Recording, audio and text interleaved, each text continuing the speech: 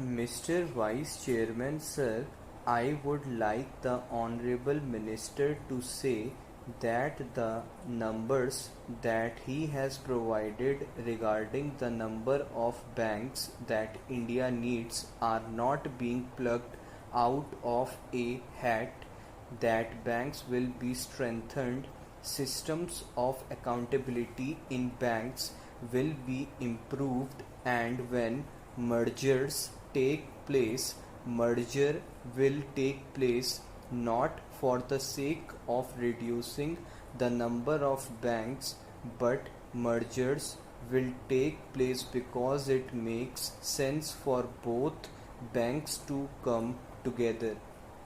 It should not be distressed marriage, it should not be a shortcut marriage, but it should be a marriage between two willing partners.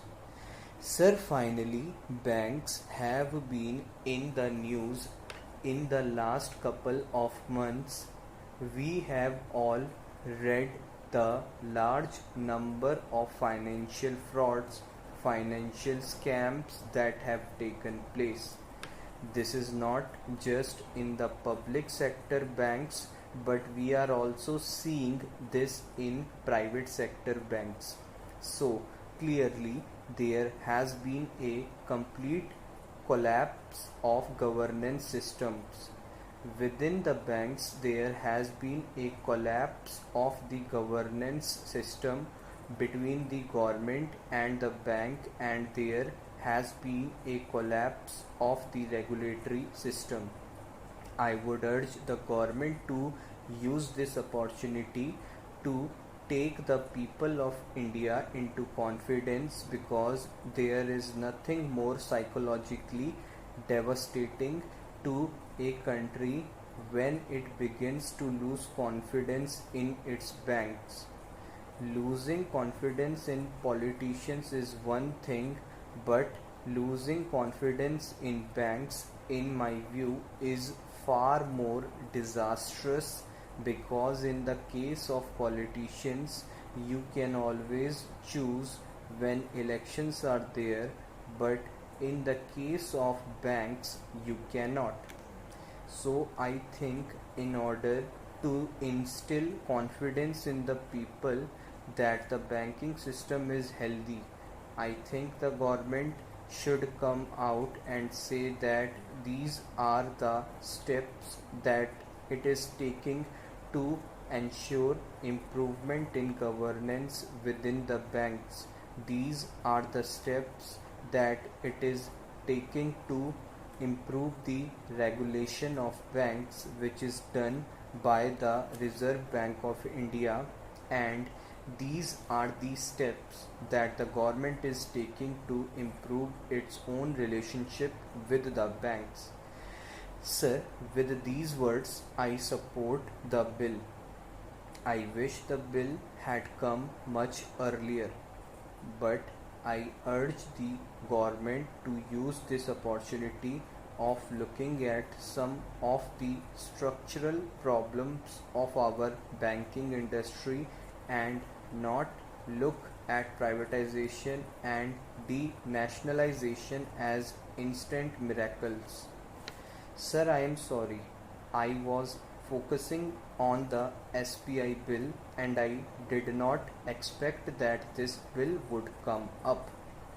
But having read this bill now, I am completely confused, and I would request the Honorable Minister to take a little time on this bill, because there seems to be a fundamental contradiction between this bill and the bill that Parliament passed in September 2013, which is the right to fair compensation and transparency in land acquisition, rehabilitation and resettlement act. Sir, that act which Parliament passed in 2013 and which still continues has four pillars. The first pillar is enhanced compensation The second pillar is social impact assessment. The third pillar is informed consent, and the fourth pillar is resettlement and rehabilitation. Even after 4 years of this government, while other changes have been made in the Land Acquisition Act, no change has been made in so far as enhanced compensation is concerned. According to the 2013 law, when land is acquired for public purpose, the landowner is entitled to get double the compensation in urban areas and 4 times the compensation in rural areas. That is the law of the land and passed by Parliament in 2013, upheld by the High Court and Supreme Court, and continued by this government. Now, I find a fundamental contradiction between this bill and the act that we have passed because, sir, to my layman's understanding, land is immovable property.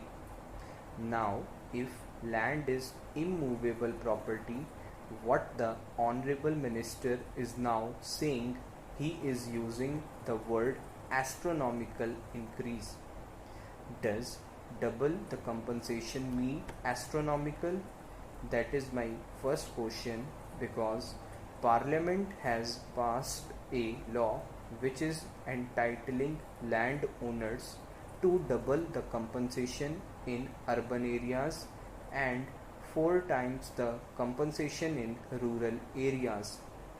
I do not want to hold up the passage of the bill, but I just want to ask the Honorable Minister to please clarify that this bill will in no way affect the compensation that landowners are entitled to get under the 2013 Land Acquisition Law.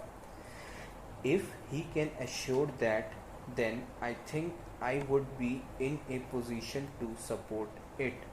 However, if there is some ambiguity in so far as compensation is concerned, as my